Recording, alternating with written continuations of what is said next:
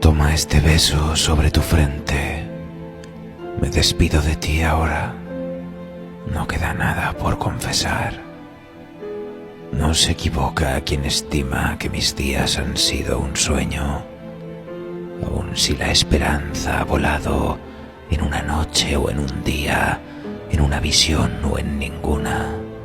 ¿Acaso eso le resta dolor a esta despedida? Todo lo que vemos o imaginamos es solo un sueño dentro de un sueño.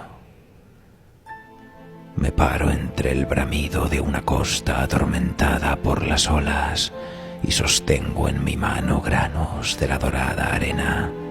Hay tan solo unos pocos, y sin embargo, como se arrastran entre mis dedos hacia lo profundo, mientras lloro porque no puedo aferrarlos con más fuerza. ¿Por qué no puedo salvar tan siquiera uno de ellos de la implacable marea? ¿Acaso todo lo que vemos o imaginamos no es más que un sueño dentro de un sueño?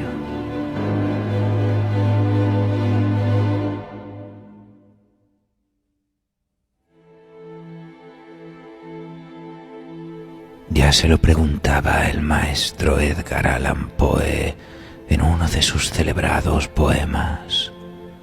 Al igual que nuestro protagonista de esta noche, el sueño marcará su destino como el de tantos otros, porque Randolph Carter es muchas cosas.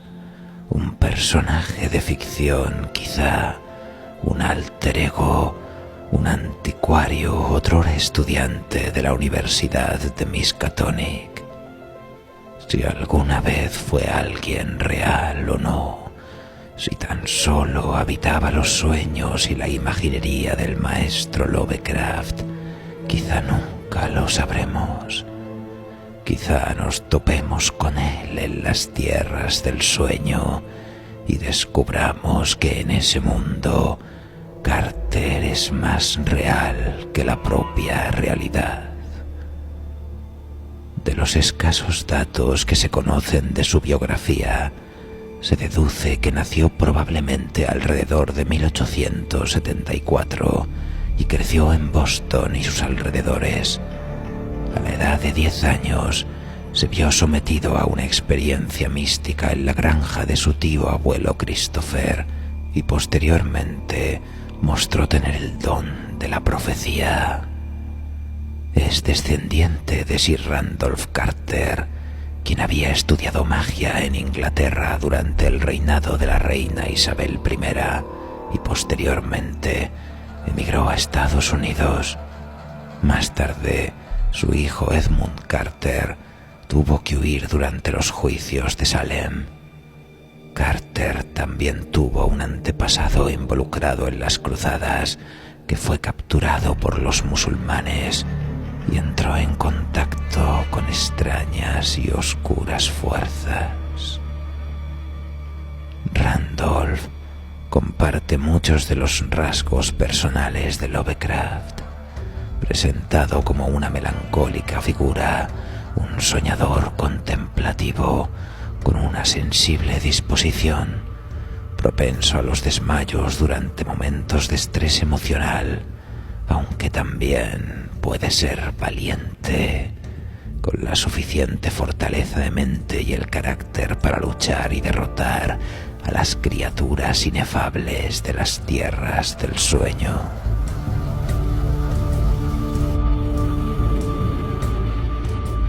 H.P. Lovecraft se inspiraría en sus propios mundos oníricos para construir buena parte de su narrativa del sueño, un ciclo de relatos que puede considerarse una mitología en sí misma.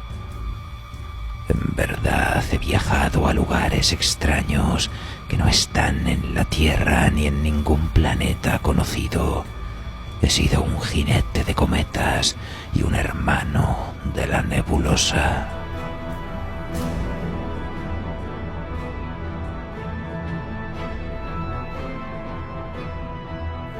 Así pues, Prepárense, amigos, para viajar junto a Randolph Carter. Acomódense en su cubil favorito, apaguen las luces y suban el volumen, porque hoy nos moveremos entre mundos y dimensiones olvidadas, desde los 70 escalones del sueño ligero hacia la caverna del fuego y el bosque encantado. Trataremos de encontrar la entrada a las tierras del sueño.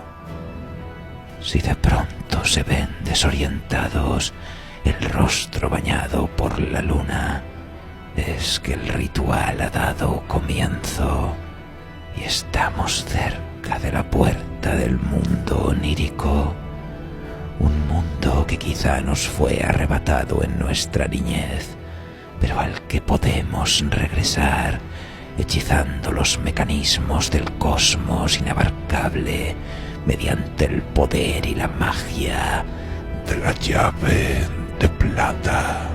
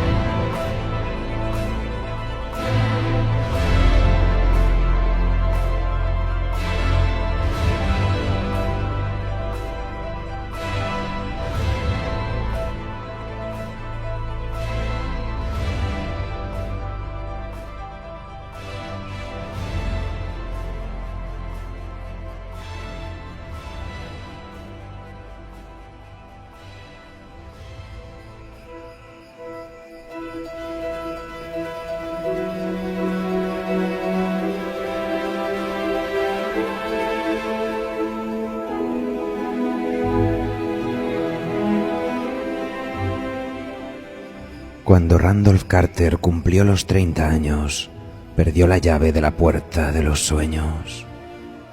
Anteriormente, había compaginado la insulsez de la vida cotidiana con excursiones nocturnas a extrañas y antiguas ciudades situadas más allá del espacio y a hermosas e increíbles regiones de unas tierras a las que se llega cruzando mares etéreos.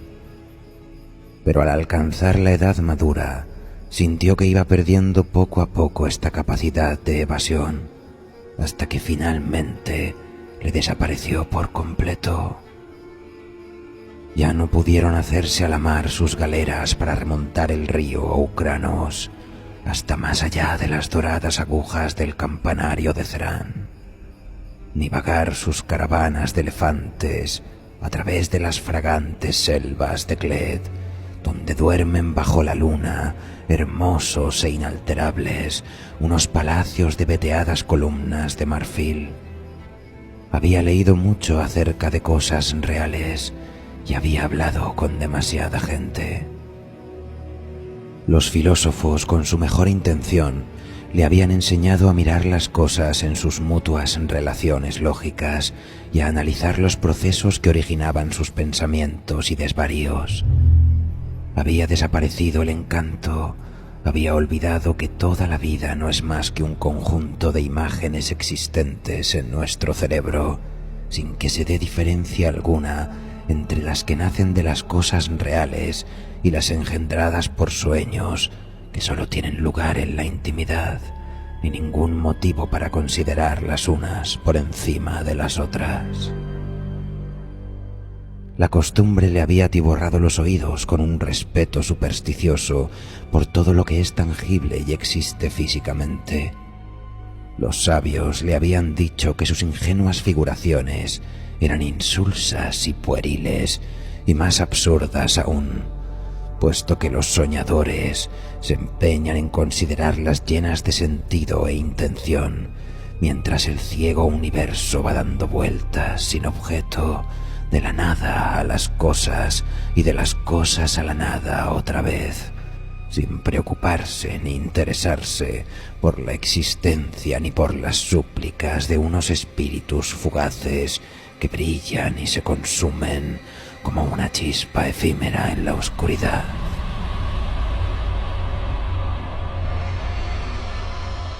Le habían encadenado a las cosas de la realidad y luego le habían explicado el funcionamiento de esas cosas hasta que todo misterio hubo desaparecido del mundo.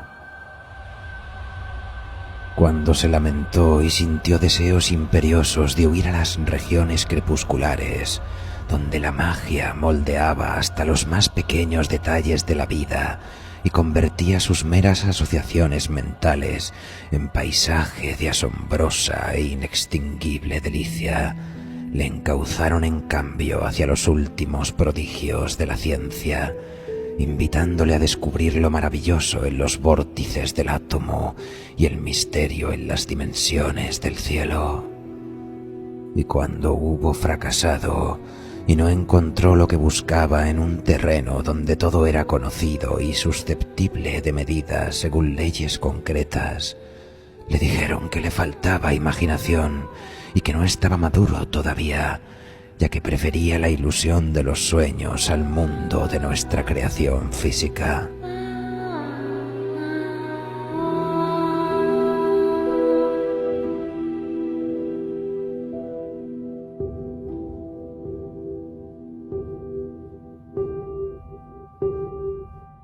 De este modo, Carter había intentado hacer lo que los demás, esforzándose por convencerse de que los sucesos y las emociones de la vida ordinaria eran más importantes que las fantasías de los espíritus más exquisitos y delicados.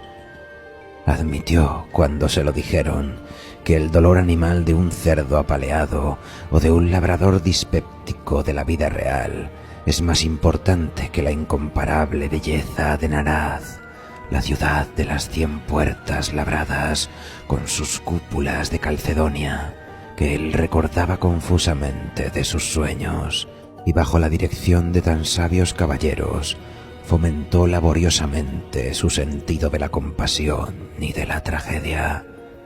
De cuando en cuando, no obstante, le resultaba inevitable considerar cuán triviales, veleidosas y carentes de sentido eran todas las aspiraciones humanas, y cuán contradictoriamente contrastaba los impulsos de nuestra vida real con los pomposos ideales que aquellos dignos señores proclamaban defender. Otras veces miraba con ironía los principios con los cuales le habían enseñado a combatir la extravagancia y artificiosidad de los sueños, porque él veía que la vida diaria de nuestro mundo es en todo igual de extravagante y artificiosa y muchísimo menos valiosa a este respecto, debido a su escasa belleza y a su estúpida obstinación en no querer admitir su propia falta de razones y propósitos. De este modo, se fue convirtiendo en una especie de amargo humorista, sin darse cuenta de que incluso el humor carece de sentido en un universo estúpido y privado de cualquier tipo de autenticidad. En los primeros días de esta servidumbre se refugió en la fe mansa y santurrona que sus padres le habían inculcado con ingenua confianza, ya que le pareció que de ella nacían místicos senderos que le ofrecían alguna posibilidad de evadirse de esta vida. Solo una observación más cuidadosa le hizo comprender la falta de fantasía y de belleza, la rancia y prosaica vulgaridad, la gravedad de lechuza y las grotescas pretensiones de inquebrantable fe que reinaban de manera aplastante y opresiva entre la mayor parte de quienes la profesaban, o le hizo sentir plenamente la torpeza con que trataban de mantenerla viva, como si aún fuera el intento de una raza primordial por combatir los terrores de lo desconocido. A Carter le aburría la solemnidad con que la gente trataba de interpretar la realidad terrenal a partir de viejos mitos que a cada paso eran refutados por su propia ciencia jactanciosa. Y esta seriedad inoportuna y fuera de lugar mató el interés que podía haber sentido por las antiguas creencias de haberse limitado a ofrecer ritos sonoros y expansiones emocionales con su auténtico significado de pura fantasía. Pero cuando comenzó a estudiar a los filósofos que habían derribado los viejos mitos, los encontró aún más detestables que quienes los habían respetado. ¿No sabían esos filósofos que la belleza estriba en la armonía y que el encanto de la vida no obedece a regla alguna en este cosmos sin objeto, sino únicamente a su consonancia con los sueños y los sentimientos que han modelado ciegamente nuestras pequeñas esferas a partir del caos? No veían que el bien y el mal, y la felicidad y la belleza son únicamente productos ornamentales de nuestro punto de vista, que su único valor reside en su relación con lo que por azar pensaron y sintieron nuestros padres, y que sus características, aún las más sutiles, son diferentes en cada raza y en cada cultura. En cambio, negaban todas estas cosas rotundamente o las explicaban mediante los instintos vagos y primitivos que todos compartimos con las bestias y los patanes. De este modo, sus vidas se arrastraban penosamente por el dolor, la fealdad y el desequilibrio, aunque eso sí, henchidas del ridículo orgullo de haber escapado de un mundo que en realidad no era menos sólido que el que ahora les sostenía. Lo único que habían hecho era cambiar los falsos dioses del temor y de la fe ciega por los de la licencia y de la anarquía. Carter apenas gozaba de estas modernas libertades porque resultaban mezquinas e inmundas a su espíritu amante de la belleza única. Por otra parte, su razón se rebelaba contra la lógica endeble mediante la cual sus paladines pretendían adornar los brutales impulsos humanos con la santidad arrebatada a los ídolos que acababan de deponer. Veía que la mayor parte de la gente, como el mismo clero desacreditado, seguía sin poder sustraerse a la ilusión de que la vida tiene un sentido distinto del que los hombres le atribuyen, ni establecer una diferencia entre las nociones de ética y belleza, aun cuando, según sus descubrimientos científicos, toda la naturaleza proclama a los cuatro vientos su irracionalidad y su impersonal amoralidad. Predispuestos y fanáticos por las ilusiones preconcebidas de justicia, libertad y conformismo, habían arrumbado el antiguo saber, las antiguas vías y creencias, y jamás se habían parado a pensar que ese saber y esas vías seguían siendo la única base de los pensamientos y criterios actuales, los únicos guías y las únicas formas de un universo carente de sentido, de objetivos estables y de hitos fijos. Una vez perdidos estos marcos artificiales de referencia, sus vidas quedaron privadas de dirección y de interés, hasta que finalmente tuvieron que ahogar el tedio en el bullicio y en la pretendida utilidad de las prisas, en el aturdimiento y en la excitación, en bárbaras expansiones y en placeres bestiales. Y cuando se hallaron hartos de todo esto o decepcionados, o la náusea les hizo reaccionar, entonces se entregaron a la ironía y la mordacidad y echaron la culpa de todo al orden social. Jamás lograron darse cuenta de que sus principios eran tan inestables y contradictorios como los dioses de sus mayores, ni de que la satisfacción de un momento es la ruina del siguiente. La belleza serena y duradera solo se halla en los sueños. Por este consuelo ha sido rechazado por el mundo cuando en su adoración de lo real arrojó de sí los secretos de la infancia En medio de este caos de falsedades e inquietudes, Carter intentó vivir como correspondía a un hombre digno, de sentido común y de buena familia. Cuando sus sueños fueron palideciendo por la edad y su sentido del ridículo no los pudo sustituir por ninguna creencia, pero su amor por la armonía le impidió apartarse de los senderos propios de su raza y condición. Caminaba impasible por las ciudades de los hombres y suspiraba, porque ningún escenario le parecía enteramente real, porque cada vez que veía los rojos destellos del sol reflejados en los altos tejados o las primeras luces del anochecer en las plazoletas solitarias, recordaba los sueños que había vivido de niño y añoraba los países etéreos que ya no podía encontrar. Viajar era solo una burla. Ni siquiera la guerra mundial le conmovió gran cosa, aunque participó en ella desde el principio en la Legión extranjera de Francia.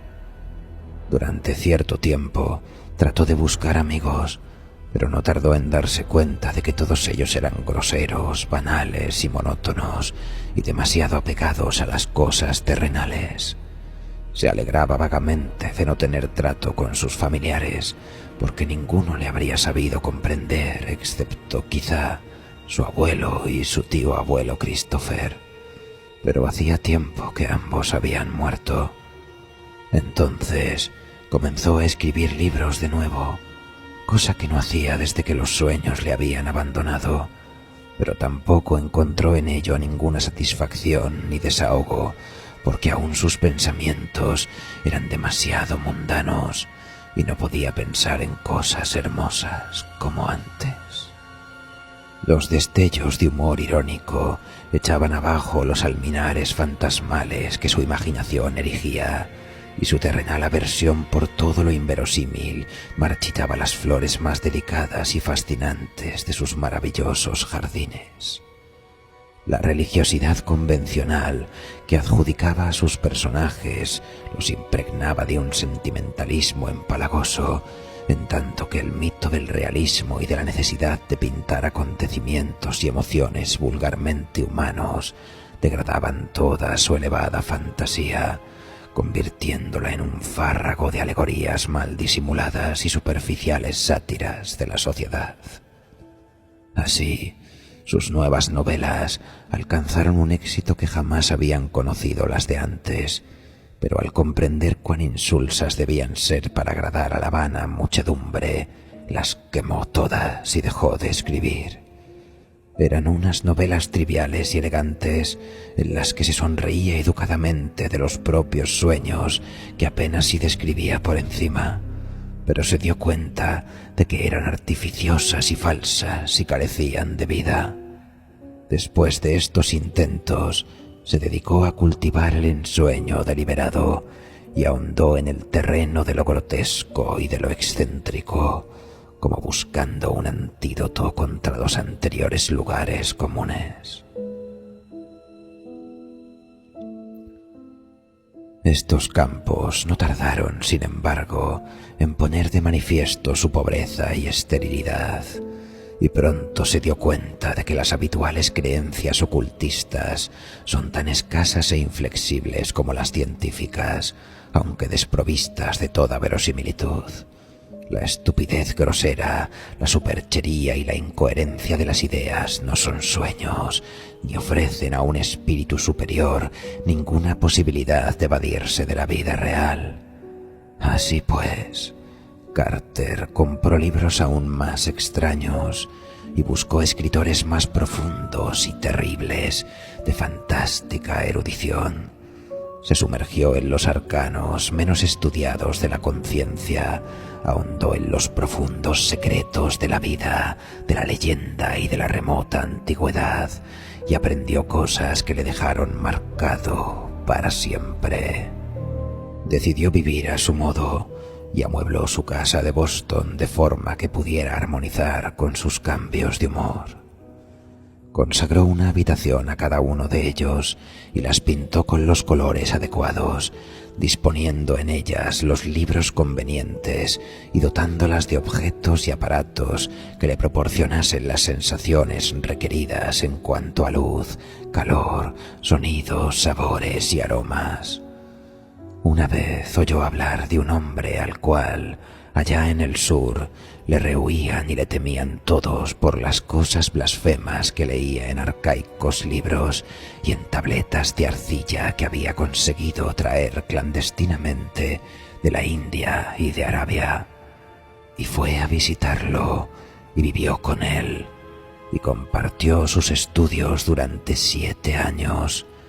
Basta que una noche les sorprendió el horror en un viejo cementerio desconocido, del que de los 2 que habían entrado, solo uno regresó. Entonces volvió a Arkham, la ciudad terrible y embrujada de Nueva Inglaterra, donde habían vivido sus antepasados, y allí hizo experiencias en la oscuridad, entre sauces venerables y ruinosos tejados que le hicieron sellar para siempre ciertas páginas del diario de uno de sus predecesores, de una mentalidad excepcionalmente tenebrosa.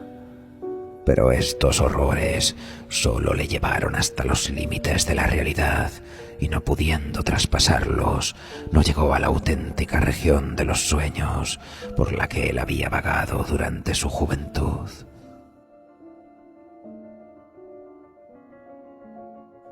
De este modo, cuando cumplió los 50 años, perdió toda esperanza de paz o de felicidad en un mundo demasiado atareado para percibir la belleza y demasiado intelectual para tolerar los sueños. Habiendo comprendido al fin la fatalidad de todas las cosas reales, Carter pasó sus días en soledad, recordando con añoranza los sueños perdidos de su juventud. Consideró que era una estupidez seguir viviendo de esa manera, y por mediación de un sudamericano conocido suyo consiguió una poción muy singular, capaz de sumirle sin sufrimiento en el olvido de la muerte. La desidia y la fuerza de la costumbre, no obstante, le hicieron aplazar esta decisión, y siguió languideciendo sin resolverse a poner fin a su vida y vagando por el mundo de sus recuerdos. Quitó las extrañas colgaduras de las paredes y volvió a arreglar la casa como en sus primeros años de juventud. Repuso las cortinas purpúreas, los muebles victorianos y todo lo demás. Con el paso del tiempo, casi llegó a alegrarse de haber diferido su determinación, ya que sus recuerdos de juventud y su ruptura con el mundo hicieron que la vida y sus sofisterías le pareciesen muy distantes e irreales, tanto más cuanto que a ello se añadió un toque de magia y esperanza que ahora empezaba a deslizarse en sus descansos nocturnos. Durante años, en sus noches de ensueño, solo había visto los reflejos deformados de las cosas cotidianas, tal como las veían los más vulgares soñadores, pero ahora comenzaba a vislumbrar de nuevo el resplandor de un mundo extraño y fantástico, de una naturaleza confusa aunque pavorosamente inminente, que adoptaba la forma de escenas nítidas de sus tiempos de niñez y le hacía recordar hechos y cosas intrascendentes, largo tiempo olvidados. A menudo se despertaba llamando a su madre y a su abuelo, cuando hacía ya un cuarto de siglo que ambos descansaban en sus tumbas. Luego, una noche, su abuelo le recordó la llave. Aquel sabio de cabeza encanecida, con la misma apariencia de vida que en sus buenos tiempos, le habló larga y seriamente de su rancia estirpe y de las extrañas visiones que habían tenido aquellos hombres refinados y sensibles que eran sus antepasados.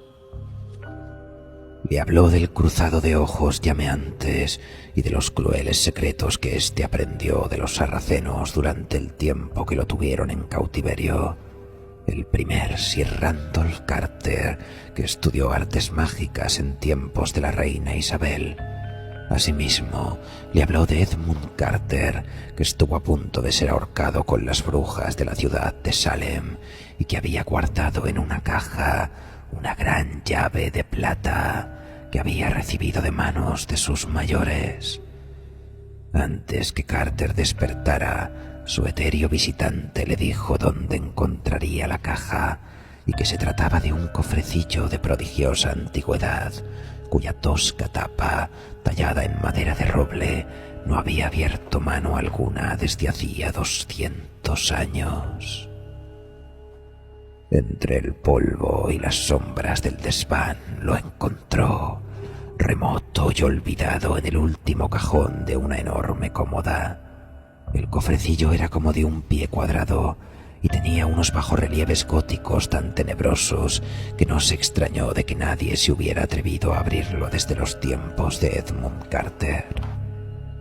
No sonó nada dentro al sacudirlo, pero despidió místicos perfumes de especias olvidadas. Lo de que contenía una llave no era, sin duda alguna, más que una oscura leyenda. Ni siquiera el padre de Randolph Carter había sabido nunca que existiese tal cofrecillo. Estaba reforzado con tiras de hierro herrumbroso y no parecía haber medio alguno de abrir su imponente cerradura. Carter tenía el vago presentimiento de que dentro encontraría la llave de la perdida puerta de los sueños, pero su abuelo no le había dicho una sola palabra de cómo y dónde usarla. Un viejo criado suyo forzó la tapa esculpida y al hacerlo, las horribles caras les miraron desde la madera ennegrecida. En el interior, un pergamino descolorido envolvía una enorme llave de plata deslustrada, labrada con misteriosos arabescos, pero no había allí explicación legible de ninguna clase. El pergamino era voluminoso y estaba cubierto de extraños jeroglíficos pertenecientes a una lengua desconocida, trazados con un antiguo junco.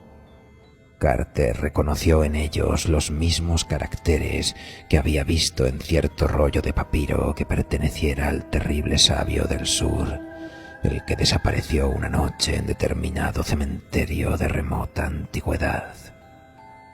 Aquel hombre se estremecía siempre que consultaba el rollo, y Carter tembló ahora también. Pero limpió la llave y la conservó esa noche a su lado, metida en su aromático estuche de roble viejo.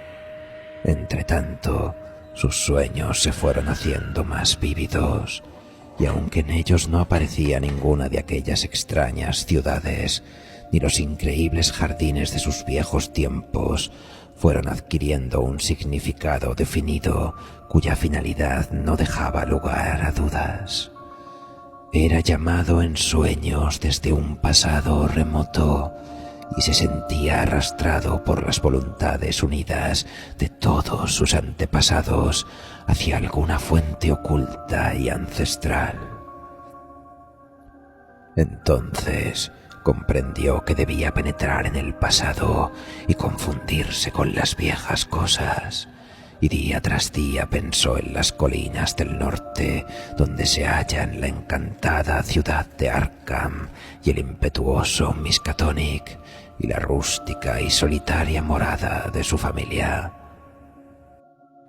Bajo la lívida luz del otoño, Carter emprendió el viejo camino a través de un mágico panorama de colinas onduladas y de prados cercados de piedra, y atravesó el valle lejano de laderas cubiertas de bosque, recorrió la serpenteante carretera, pasó junto a las abrigadas granjas y bordeó los meandros cristalinos del Miskatonic, cruzando aquí y allá por rústicos puentecillos de madera o de piedra. En una de sus curvas vio el grupo de olmos gigantescos donde había desaparecido misteriosamente uno de sus antepasados hacía 150 años, y se estremeció al sentir el viento que soplaba de modo significativo entre sus troncos. Luego apareció la casa solitaria y ruinosa del viejo Goody Fowler, el brujo, con sus ventanucos endemoniados y su gran tejado que descendía casi hasta el suelo por la parte de atrás. Pisó el acelerador al pasar por delante y no moderó la marcha hasta haber coronado la colina donde había nacido su madre y los padres de su madre, en un blanco y viejo caserón que todavía conservaba su imponente aspecto desde la carretera, colgado sobre un paisaje trágico y maravilloso de rocosas pendientes y valles verdeantes, en cuyo horizonte se divisaban los lejanos campanarios de Kingsport y aún más allá se adivinaba la presencia de un mar arcaico y henchido de sueños.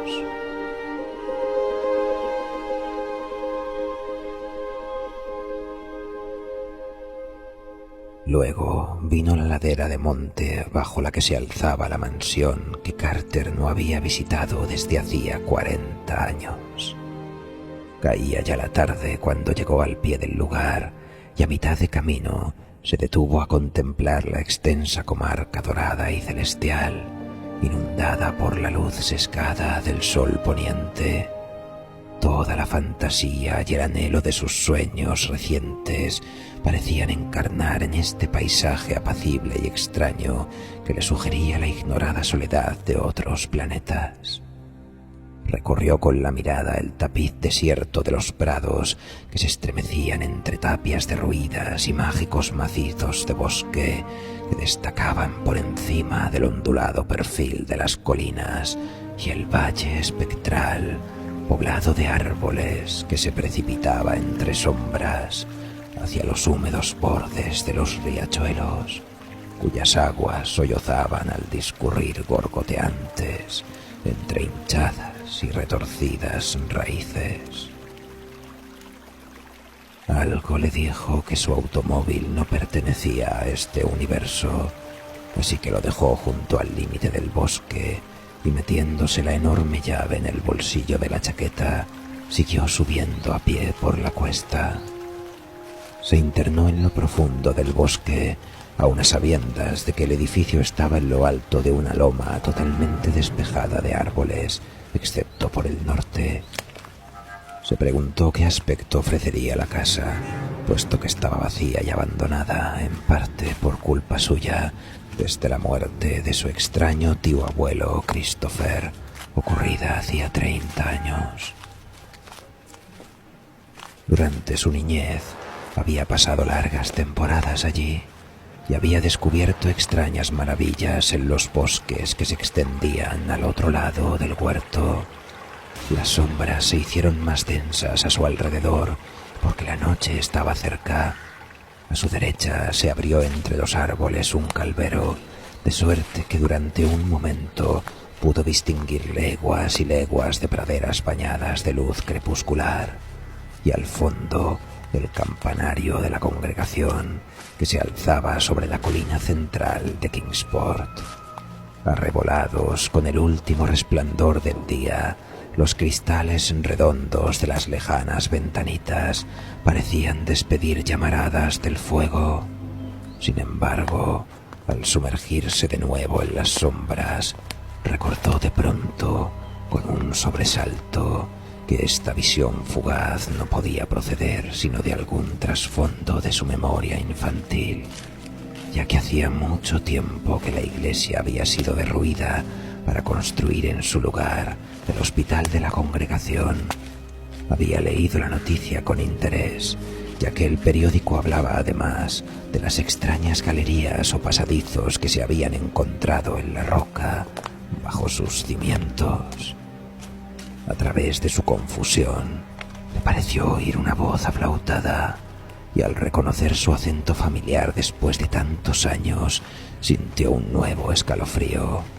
Benji Corey, el antiguo criado de su tío Christopher, era ya un anciano en aquella época lejana de su niñez en que venía a pasar temporadas enteras al viejo caserón. Ahora tendría más de 150 años, pero aquella voz cascada no podía ser de nadie más. Carter no pudo distinguir lo que decía, pero el tono era inconfundible y obsesionante. ¿Quién iba a decir que el viejo Benji aún estaba vivo? Señorito Randy, ¿dónde estás? ¿Quieres matar de un disgusto a tu tía Marta? ¿No te dijo que no te alejaras de la casa a la noche y que volvieras antes de oscurecer? En mi vida he visto un chiquillo que le guste tanto corretear por el bosque. Se pasa el día merodeando por esa maldita caverna de serpientes. Randolph Carter se paró en la densa oscuridad y se restregó los ojos con la mano. Era muy extraño. Algo no andaba bien. Se encontraba en un paraje donde no debía estar. Se había extraviado en unos lugares muy apartados, a donde no debía haber ido, y ahora era imperdonablemente tarde. No había mirado la hora en el reloj del campanario de Kingsport, aun cuando podía haberla visto fácilmente con su catalejo de bolsillo, pero sabía que su retraso era algo muy extraño y sin precedentes.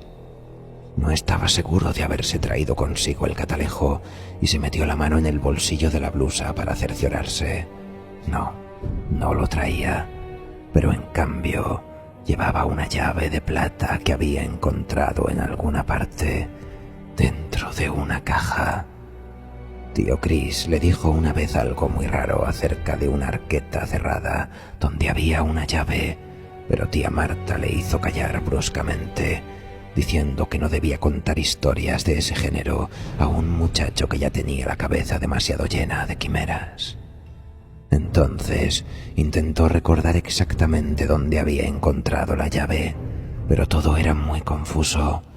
Se preguntó si no sería en el desván de su casa de Boston y se acordó vagamente de haber sobornado a Parks con el sueldo de media semana para que le ayudara a abrir la caja y guardara silencio después.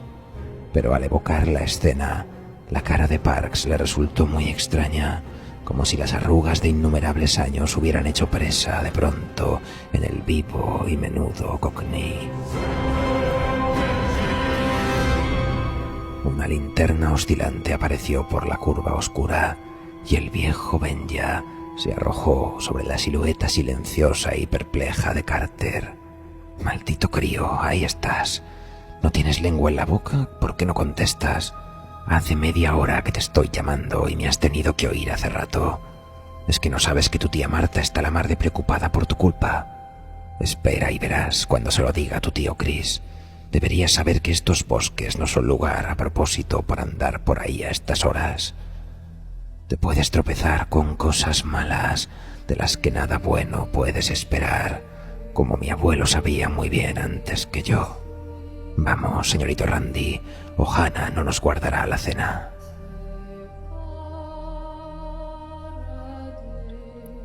De este modo, Carter se vio arrastrado cuesta arriba, hacia donde brillaban fascinantes las estrellas a través de los altos ramajes otoñales, y oyeron ladrar a los perros y vieron la luz amarillenta de las ventanas tras la última revuelta del camino, y contemplaron el paradero de las Pléyades por encima del calvero, donde se erguía un gran tejado negro contra el agonizante crepúsculo de poniente. Tía Marta estaba en el umbral y no regañó demasiado al pequeño tunante cuando Benja lo hizo entrar. Demasiado bien sabía por tío Chris que estas cosas eran propias de los Carter.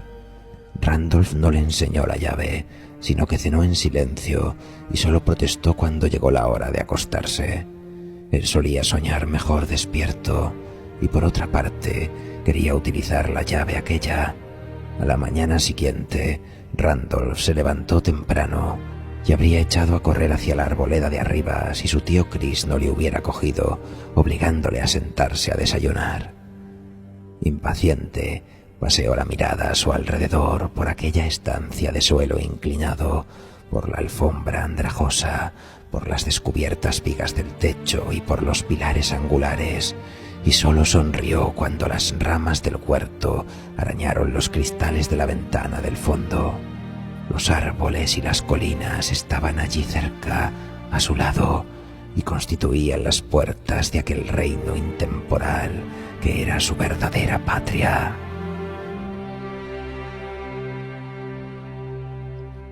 Luego, cuando le dejaron libre, se tentó el bolsillo de la blusa para ver si tenía la llave, y al ver que sí, cruzó el huerto y echó hacia arriba, por donde el monte se elevaba hasta por encima del calvero. El suelo del bosque estaba tapizado de musgo y de misterio. Los grandes peñascos cubiertos de líquenes se erguían vagamente bajo la luz difusa, como enormes monolitos druidas entre los troncos inmensos y retorcidos de un bosque sagrado. A mitad de su ascenso, Randolph cruzó un torrente cuyas cascadas, un poco más abajo, cantaban misteriosos sortilegios a los faunos escondidos, a los eguipanes y a las triadas. Luego llegó a la extraña cueva que se abría en la falda del monte, a la temible caverna de las serpientes que la gente del campo solía rehuir y de la que pretendía mantenerle alejado Benja. La cueva era profunda, más profunda de lo que cualquiera habría sospechado, porque Randolph había descubierto una hendidura en el rincón más profundo y oscuro que daba acceso a otra gruta más grande aún, a un espacio secreto y sepulcral cuyas graníticas paredes daban la impresión de haber sido trabajadas por un ser inteligente. Esta vez entró reptando, como en las demás ocasiones, y alumbrándose con las cerillas que había cogido del cuarto de estar, y se deslizó por la grieta del final con una ansiedad inexplicable para sí mismo.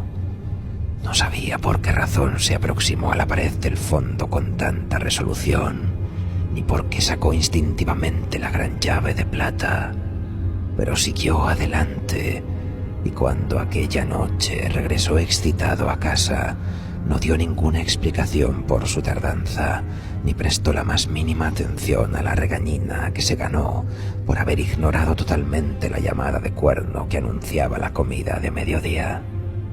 Hoy coinciden todos los parientes lejanos de Randolph Carter en que cuando éste tenía 10 años ocurrió algo que despertó su imaginación. Su primo, Ernest B. Aspinwall, de Chicago, es 10 años mayor que él, y recuerda muy bien el cambio operado en el muchacho después del otoño de 1883. Randolph había contemplado paisajes fantásticos como nadie los ha contemplado en la vida, pero más extraños aún eran algunos de los poderes que mostró en relación con cosas muy reales. Parecía, en suma, haber adquirido el don singular de la profecía, y a veces reaccionaba de un modo extraño ante cosas que, pese a carecer totalmente de importancia en aquel momento, justificaban más tarde sus singulares actitudes.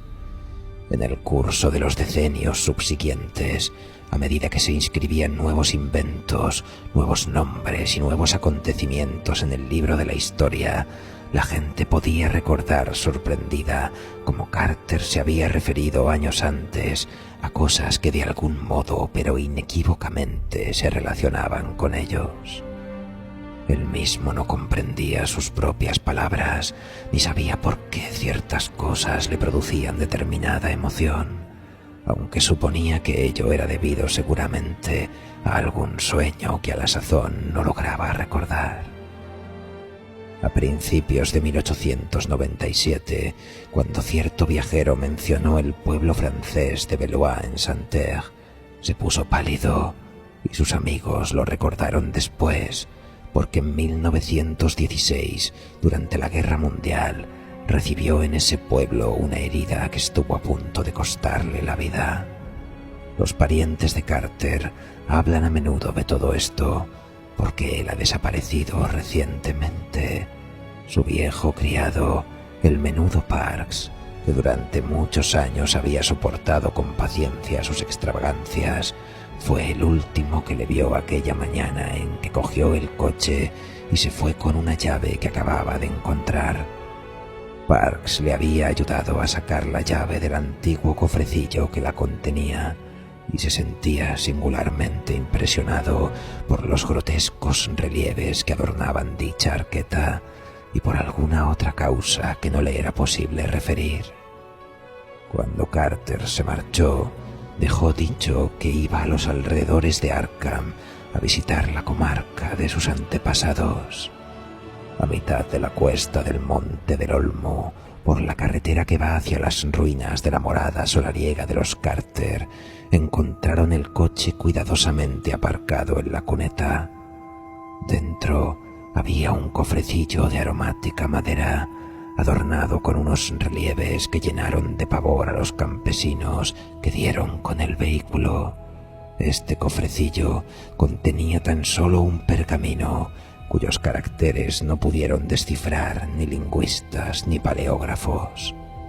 La lluvia había borrado las huellas de sus pasos, pero parece que la policía de Boston podría haber dicho mucho sobre el desorden que reinaba entre las vigas derrumbadas de la mansión de los Carter. Era, según dijeron, como si alguien hubiera andado revolviendo entre las ruinas recientemente. Encontraron algo más allá, un pañuelo blanco de bolsillo entre las rocas del bosque, pero no pudieron demostrar que pertenecía al desaparecido. Entre los herederos de Randolph Carter se habla de repartir sus bienes, pero yo pienso oponerme firmemente a ello, porque no creo que haya muerto. Existen repliegues en el tiempo y en el espacio, en la fantasía y en la realidad, que solo un soñador puede adivinar. Y por lo que sé de Carter, creo que lo que ha sucedido es que ha descubierto un medio de atravesar estos nebulosos laberintos. Si volverá o no alguna vez es cosa que no puedo afirmar. Él buscaba las perdidas regiones de los sueños y sentía nostalgia por los días de su niñez. Después encontró una llave y me inclino a creer que logró utilizarla para sus extraños fines. Se lo preguntaré cuando le vea, porque espero encontrarlo en cierta ciudad soñada que ambos solíamos frecuentar. Se dice en Ulzar, comarca que se extiende al otro lado del río Sky, que un nuevo rey ocupa el trono de ópalo de Ilekbad, la ciudad fabulosa de infinitos torreones que se asienta en lo alto de los acantilados de cristal que dominan ese mar crepuscular donde los Norri, seres barbudos con aletas natatorias, construyen sus singulares laberintos. Y creo que sé cómo interpretar este rumor. Ciertamente, espero con impaciencia el momento de contemplar esa gran llave de plata, porque en sus misteriosos arabescos pueden estar simbolizados todos los designios y secretos de un cosmos ciegamente impersonal.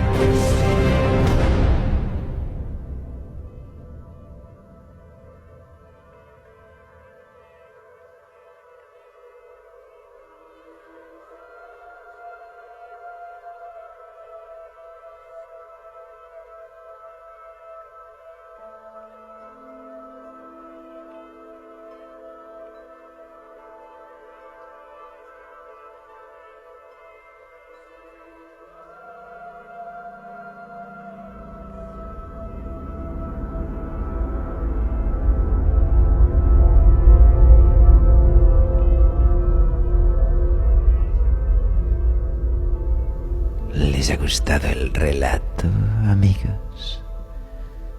Los sueños del maestro Lovecraft jugaron un papel esencial en su producción literaria. Tras su muerte, el clamor por sus ficciones fue tan grande que se publicaron historias inéditas y muchos otros continuadores de los mitos en diversos formatos añadieron contenidos a la mitología onírica lovecraftiana. Un mundo vasto de dimensiones imposibles. ¿A dónde vamos cuando soñamos? Lovecraft tenía algunas respuestas sorprendentes a esta pregunta. Muchas veces combinaba sus sueños e historias sin saber dónde empezaban los unos y dónde terminaban las otras. En La llamada de Tulu, el sueño de Henry Anthony Wilcox con un bajo relieve de arcilla fresca representaba en esencia, si no en detalles, un fragmento de sueño de Lovecraft.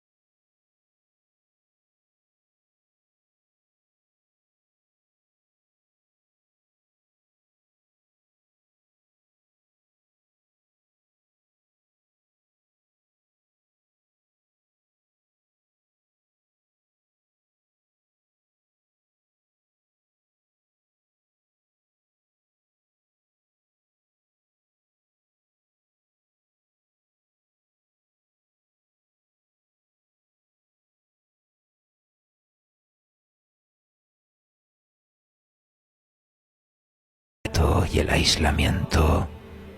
La privación del sueño es posiblemente la más evidente. Lovecraft fue un consumado insomne. A una edad temprana experimentó terrores nocturnos, una serie de pesadillas especialmente vívidas. Se despertaba rápidamente del sueño profundo, completamente aterrorizado.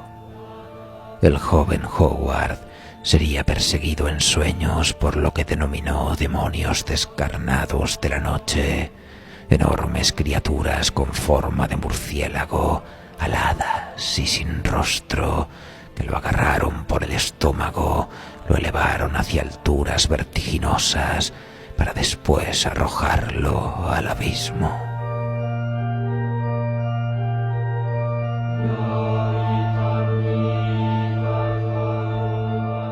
Lovecraft llegó a tomar medidas precarias para evitar el sueño, la entrada a las bestias oscuras de su inconsciente.